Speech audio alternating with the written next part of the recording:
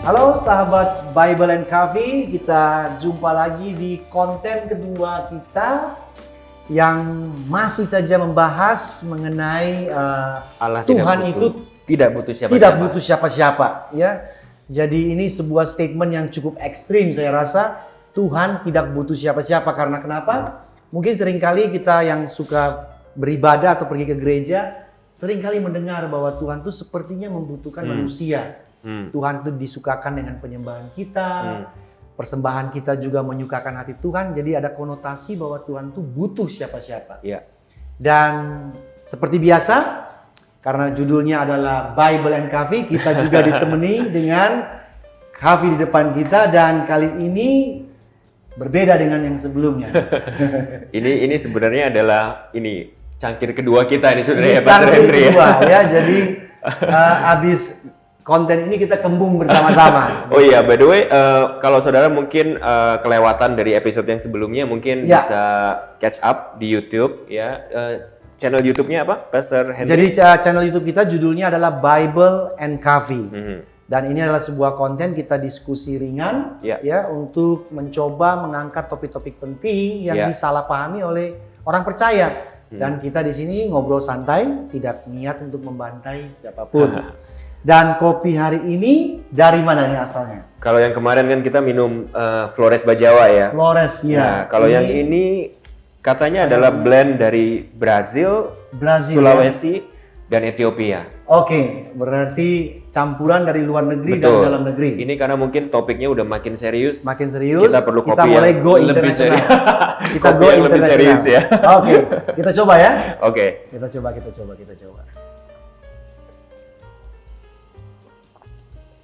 Wow, nice. Oke. Jadi hari ini kita akan bahas apa nih, Pastor Henry? Oke, jadi tetap di topik yang ekstrim itu. Iya. Tuhan tidak butuh siapa-siapa. Nah, mungkin dari sini saya pribadi kalau dengar statement Tuhan tidak butuh siapa-siapa atau Tuhan tidak butuh manusia, kesannya itu kayak dia angkuh, sombong. Karena kalau saya pribadi misalnya bilang buat Pastor Anthony, saya nggak butuh siapa-siapa dalam hidup ini. Kesannya tuh saya sombong, saya angkuh. Tetapi mungkin Pastor Anthony punya pendapat yang lain yang berasal dari kebenaran Alkitab.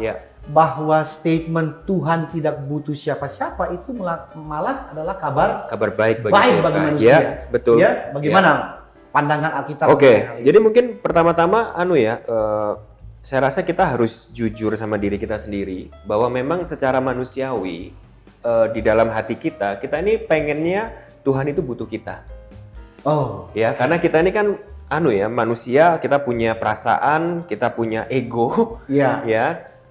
Jadi kita ini sebenarnya keinginan kita itu adalah kita pengennya sih Tuhan itu butuh kita, gitu. Tapi tanpa sadar.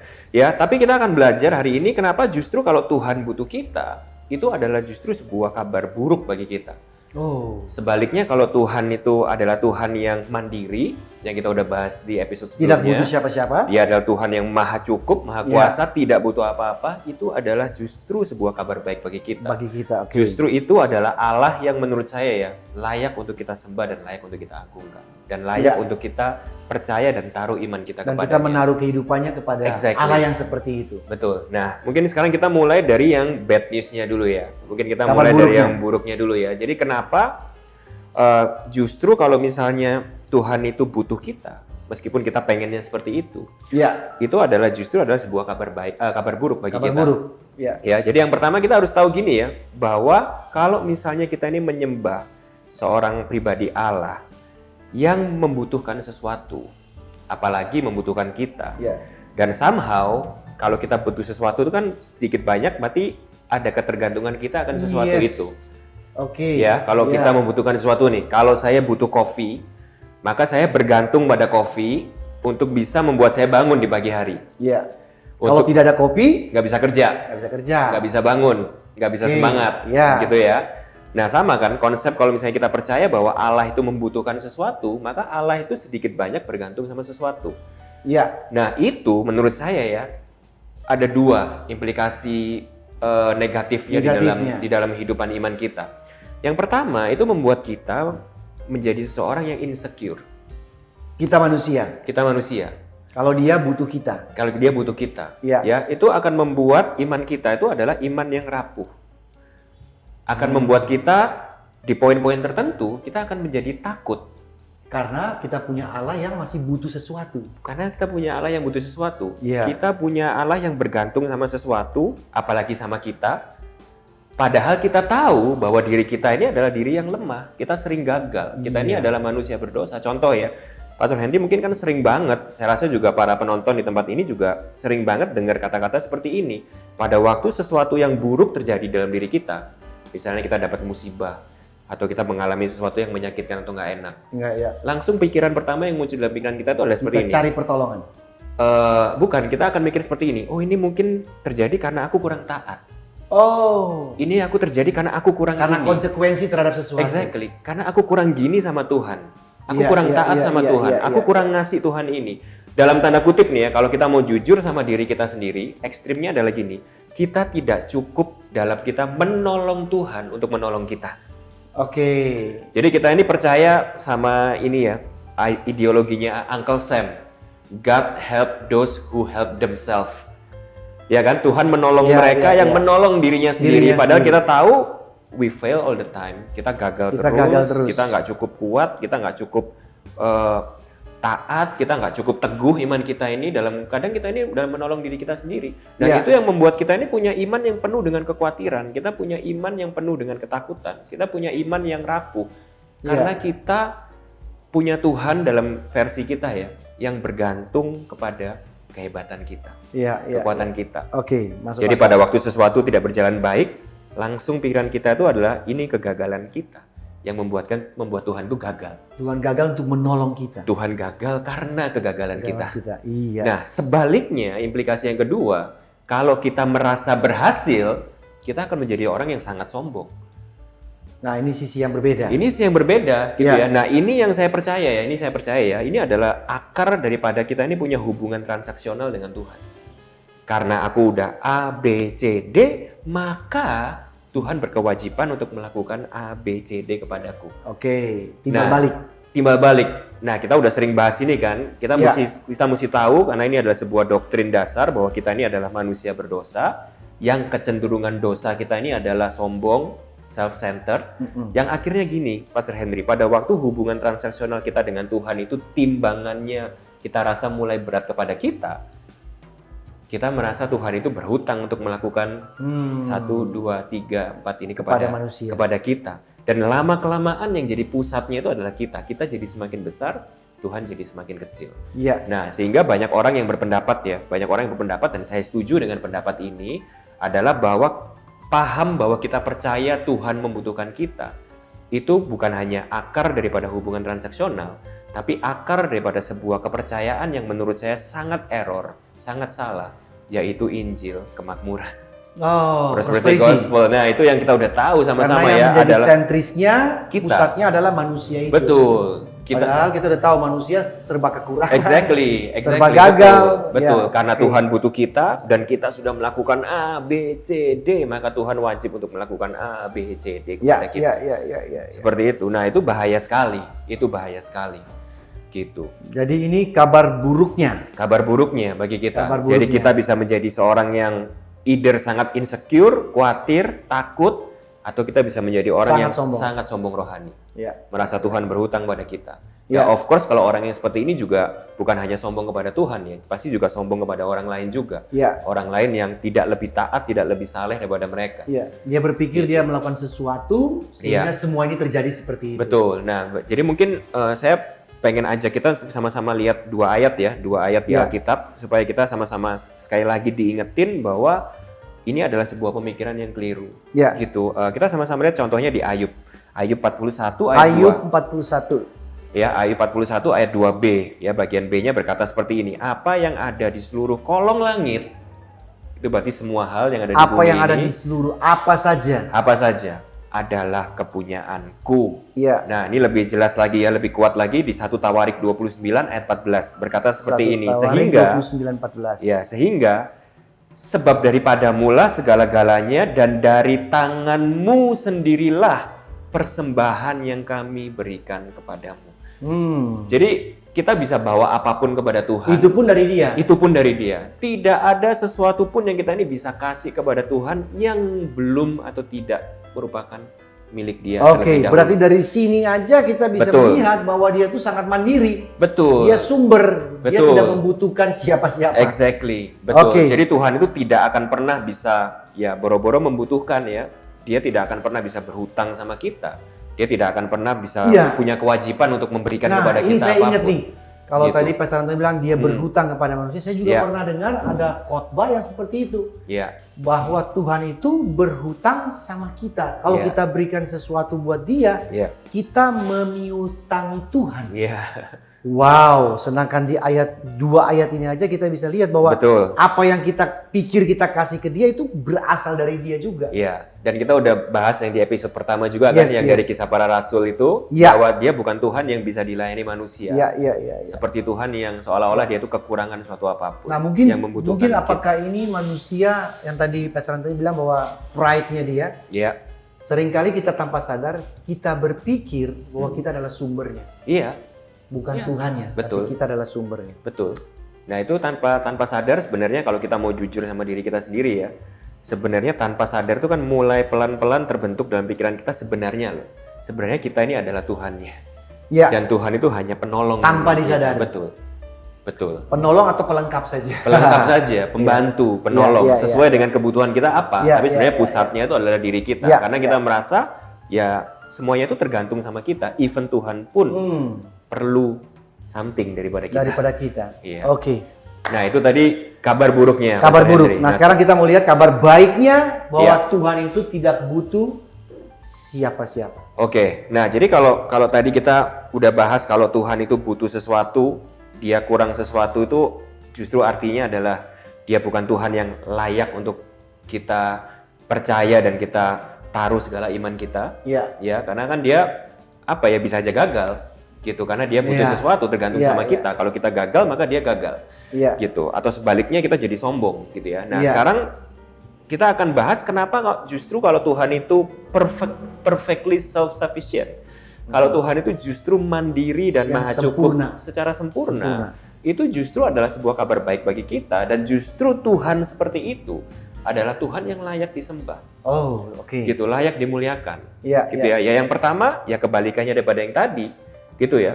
Itu akan menjadikan kita punya sebuah iman yang sangat kuat karena iman itu tidak bergantung kepada kehebatan kita. Melainkan iman itu bergantung kepada kehebatan Tuhan. Karena dia nggak butuh siapa-siapa. Karena dia tidak butuh apapun. Nah, makanya Ayub 42, ya Ayub 42. Ayub 42. Ya, Ayub 42. Jadi kalau kita di episode 1 kemarin kan bahas tentang El Shaddai.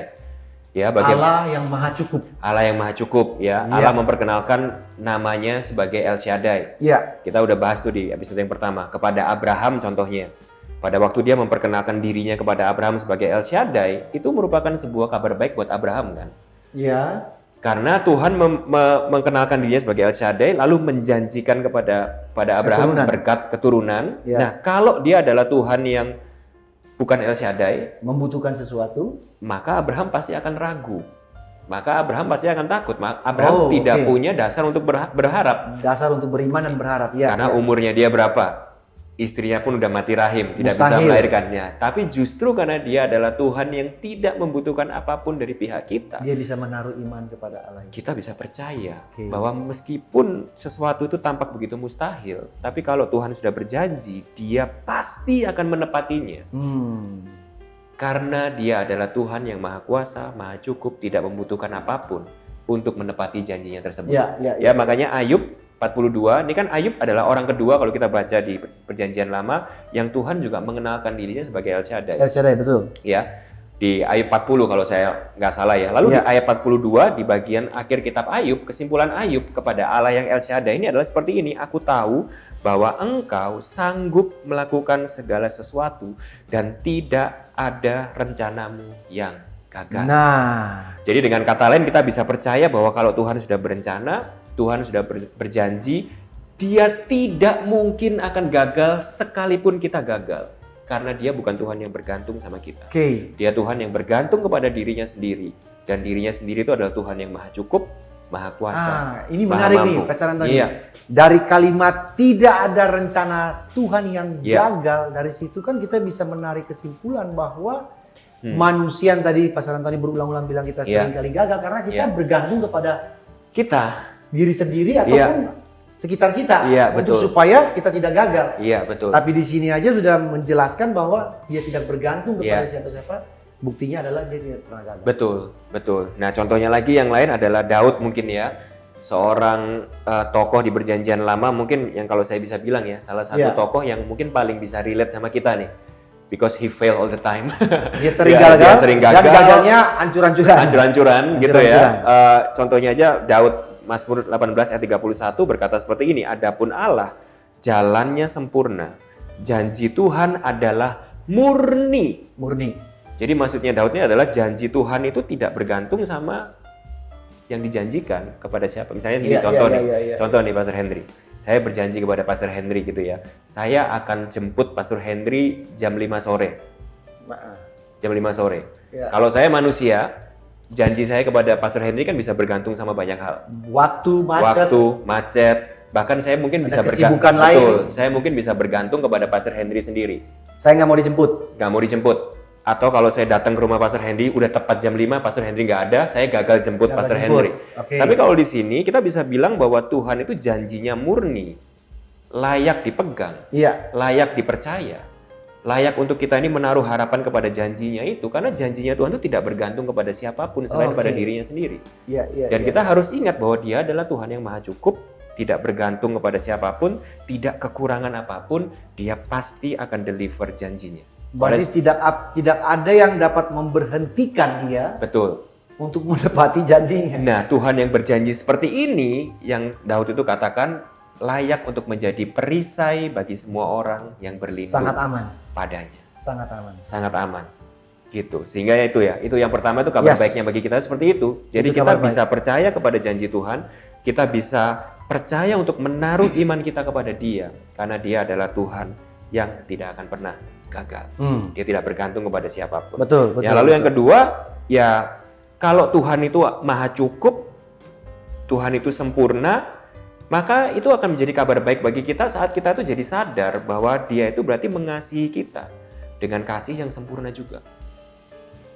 Tidak bergantung kepada apapun. Tidak bergantung pada apapun. Kalau manusia gini Pastor Antoni ya, manusia itu kan mengasihi kalau yang di sana baik sama Exactly, betul. kita. Dan fluktuatif. Iya, bayangkan kalau misalnya saya datang kepada Pastor Henry, lalu saya berkata seperti ini, Pastor Henry, saya mengasihi Pastor Henry.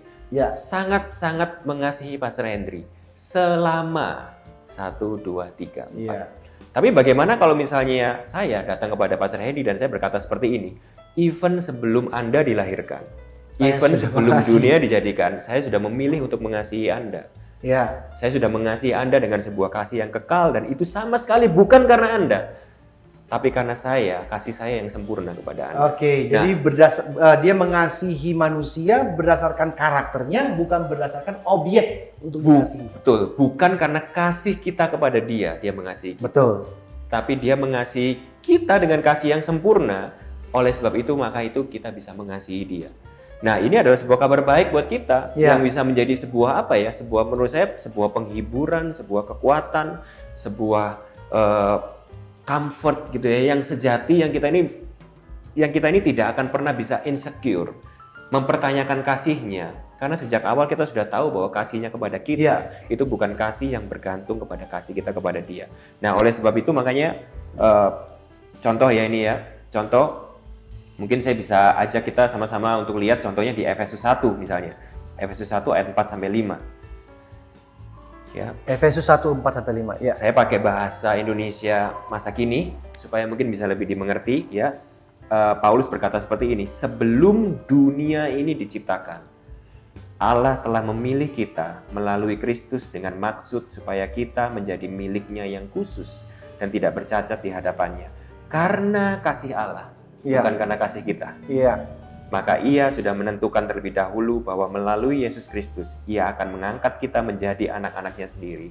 Dan memang itulah yang ingin dilakukannya kepada kita. Nah, jadi kalau saya boleh bilang itu gini ya, God's love towards us, it's not a give and take love.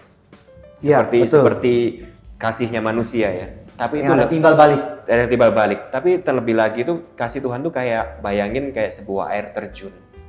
Ya, it's like a downward waterfall tuh yang terus-menerus jatuh Turun kepada terus, kita, ya. melimpahi kepada kita. Ya. Yang dari kelimpahan itulah kita bisa mengasihi dia dan mengasihi sesama.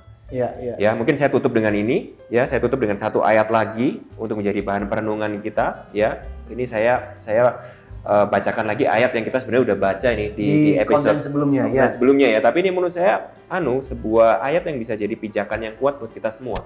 2 Timotius 2 ayat 13 ya. Jika kita tidak setia, dia tetap setia.